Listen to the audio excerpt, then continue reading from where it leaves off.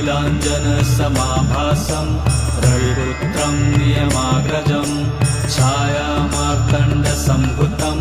तं नमामि शनैश्चरम् नीलाञ्जनसमाभासं रविपुत्रं नियमाग्रजं छायामार्तण्डसम्भुतं तं नमामि शनैश्चरम् नीलाञ्जनसमाभासं रविपुत्रं नियमाग्रजं छायामार्तण्डसम्भुतं तं नमामि शनैश्चरम् नीलाञ्जनसमाभासं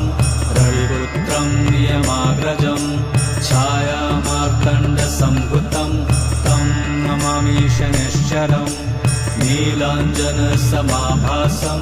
रविपुत्रं नियमाग्रजं छायामार्तण्डसम्भुतं तं नमामि शनैश्चरम्।